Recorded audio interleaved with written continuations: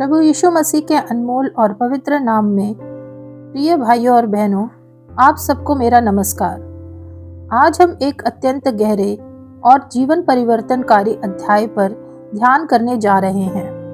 नीति वचन अध्याय 17 वचन 1 से 15।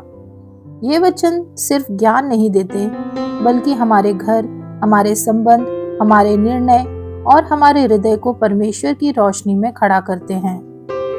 आज हम 3 बड़े विषयों को देखेंगे। पहला, शांति का मूल्य। दूसरा, संबंधों की पवित्रता और परीक्षण। और तीसरा, परमेश्वर का न्याय और मन की शुद्धता। आइए परमेश्वर के वचन में डूब जाएं और उसके सत्य से अपने जीवनों को रोशन करें। देखते हैं वचन 1 से 3। चैन के साथ सूखा टुकड़ा उस घर की अपेक्षा उत्तम है जो मेल बलि पशुओं से भरा हो, परंतु उसमें झगड़े रगड़े हों। बुद्धि से चलने वाला दास अपने स्वामी के उस पुत्र पर जो लज्जा का कारण होता है प्रभुता करेगा, और उस पुत्र के भाइयों के बीच भागी होगा। चांदी के लिए कुठाली और सोने के लिए भट्टी होती है, परंतु मनों को यहोवा जांचता है। वचन 1 के अनुसार बाइबल बार बार दिखाती है कि परमेश्वर शांति का परमेश्वर है। पहला कुरिन्थियों 14:33। परमेश्वर कहता है, सच्ची आशीष शांति है, न कि भोजन या धन। यीशु ने कहा, मैं तुम्हें अपनी शांति देता हूँ, जो संसार नहीं देता। यूहन्ना 14:27। आज हम देखते हैं कई घर आर्थिक रूप से अच्छे होते हुए भी लड़ाई से भरे होते हैं। साधन कम हो, लेकिन प्रेम, आदर और मेल हो तो वही घर स्वर्ग जैसा बन जाता है। वचन दूसरा कहता है, परमेश्वर सम्मान स्थान से नहीं, चरित्र और बुद्धि से देता है। परिवार या समाज में आपका स्थान भले ही बड़ा ना हो, बुद्धि हो तो परमेश्वर सम्मान देगा। उदाहरण, यूसुफ दास था, पर बुद्धिमानी से मिस्र का प्रधान बना। उत्पत्ति 41। दाऊद सबसे छोटा था, पर परमेश्वर का मन भावन राजा बना। 1 शमूएल 16। वचन 3 हमें बताता है, जैसे धातु आग में परखी जाती है, वैसे ही विश्वासी की आत्मा परीक्षाओं में परखी जाती है। परमेश्वर हृदय को देखता है। इसलिए संघर्ष परमेश्वर की सजा नहीं, बल्कि परमेश्वर की ट्रेनिंग होती है। परीक्षा के समय घबराए नहीं, वही समय आपको सोना बनाता है। देखते हैं वचन 4 से 6। कुकर्मी अनर्थ बात को ध्यान देकर सुनता है, और झूठा मनुष्य दुष्टता की बात की ओर कान लगाता है। जो निर्धन को उपहास में उड़ाता है, वह उसके कर्ता की निंदा करता है, और जो किसी की विपत्ति पर हंसता है, वह निर्दोष नहीं ठहरेगा। बूढ़ों की शोभा उनके नाती पोते हैं, और बाल बच्चों की शोभा उनके माता पिता हैं। वचन 4 एक गहरा आध्यात्मिक नियम दिखाता है। जिस हृदय में जैसा बीज है, वह वैसी ही आवाज को आकर्षित करता है। गपशप सुनना भी उतना ही पाप है जितना गपशप करना। हम जिन्हें सुनते हैं वही हमें प्रभावित करते हैं। परमेश्वर चाहता है कि हम हर बात को परखें, न कि जल्दबाजी में मान लें। वचन 5 कहता है कि गरीब पर हंसना सिर्फ एक इंसान को चोट नहीं पहुंचाता, बल्कि परमेश्वर का अनादर है, क्योंकि हम उसी की छवि में बने हैं। उत्पत्ति 1:27। यहोवा गरीबों का विशेष रक्षक है। नीति वचन 14:31। यीशु ने भी कहा, मैं भूखा था, तुमने मेरी सेवा की। मत्ती 25:35 से लेके 40 वचन। गरीबों के साथ प्रेम आपके जीवन में परमेश्वर की उपस्थिति लाता है। वचन 6 दिखाता है कि परिवार परमेश्वर की योजना है। भजन संहिता 127:3। संतान यहोवा का प्रतिफल है। यह पीढ़ियों पर परमेश्वर की आशीष की कंटिन्यूटी दिखाता है। आपकी आज की चाल आपके बच्चों और आपकी आने वाली पीढ़ियों को प्रभावित करता है। इसलिए परिवार को आध्यात्मिक रूप से मजबूत बनाना हर माता पिता की जिम्मेदारी है। देखते हैं वचन 7 से 9। मूर्ख के मुख से उत्तम बात फबती नहीं, और इससे अधिक प्रधान के मुख से झूठी बात नहीं फबती। घूस देने वाला व्यक्ति घूस को मोह लेने वाला मणि समझता है। ऐसा पुरुष जिधर फिरता उधर उसका काम सफल होता है। जो दूसरों के अपराध को ढांप देता है वह प्रेम का खोजी ठहरता है, परंतु जो बात की चर्चा बार बार करता है वह परम मित्रों में भी फूट करा देता है। वचन 7 कहता है कि केवल बातें सुंदर होना काफी नहीं, हृदय भी सही होना चाहिए। यीशु ने कहा, उनके फलों से तुम उन्हें पहचानोगे। मत्ती 7:16।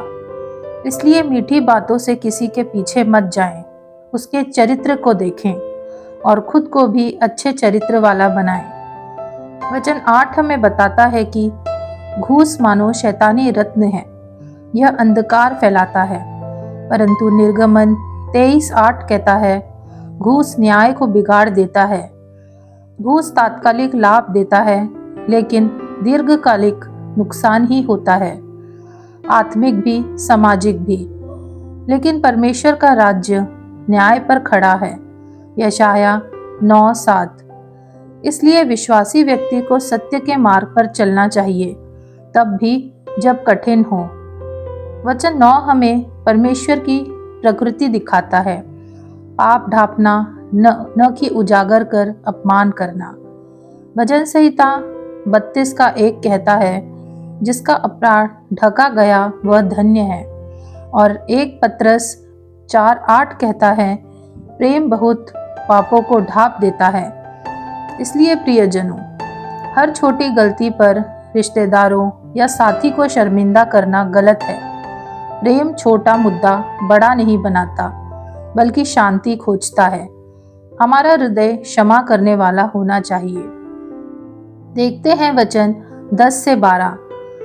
एक घुड़की समझने वाले के मन में जितनी गड़ जाती है, उतना 100 बार मार खाना मूर्ख के मन में नहीं गड़ता। बुरा मनुष्य दंगे ही का यत्न करता है, इसलिए उसके पास क्रूर दूध भेजा जाएगा। बच्चा छीनी हुई रीछनी से मिलना मूर्खता में डूबे हुए मूर्ख से मिलने से बेहतर है। वचन 10 में बुद्धिमान और मूर्ख में अंतर बताया गया है।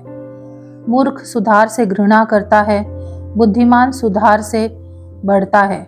प्रियो, फटकार सुनकर तुरंत रिएक्ट न करें, सीखने का अवसर देखें। आलोचना को सहना आध्यात्मिक और व्यक्तिगत विकास की कुंजी है। वचन 11 बताता है कि बुरा मनुष्य विद्रोह और दंगे करना चाहता है। यशाया 14 में शैतान का पतन विद्रोह के कारण हुआ। परिवार, चर्च या सेवा में विद्रोही रवैया शांति को नष्ट कर देता है। वचन 12 कहता है कि दुष्ट व्यक्ति सिर्फ अपने लिए ही नहीं, आसपास के लोगों के लिए भी खतरा है। उनका प्रभाव आत्मा को चोट पहुंचाता है, जीवन को बिगाड़ता है। कुछ लोग आपकी आत्मा को मार देते हैं, भले ही हथियार से नहीं, लेकिन उनके साथ संगति करने से। इसलिए ऐसे लोगों से दूरी बनाए रखें। देखते हैं अंतिम भाग, वचन 13 से 15। जो कोई भलाई के बदले में बुराई करे, उसके घर से बुराई दूर न होगी। झगड़े का आरंभ बांध के छेद के समान है। झगड़ा बढ़ने से पहले उसको छोड़ देना उचित है। जो दोषी को निर्दोष और जो निर्दोष को दोषी ठहराता है, उन दोनों से यहोवा घृणा करता है। वचन 13 एक बहुत गहरी बात सिखाता है। भलाई के बदले बुराई करना विश्वासघात कहलाता है। रोमियो 12:17 से 19 कहता है, बुराई का बदला बुराई से न दो, बदला लेने का काम प्रभु का है। जिसने आपकी भलाई की, उससे दुश्मनी करना या विश्वासघात करना घर में अशांति के दरवाजे खोलता है। वचन 14 कहता है, झगड़े की शुरुआत एक भयानक रूप ले सकता है, जिस मुद्दे को बढ़ने से पहले रोक सकते हैं, रोक लें।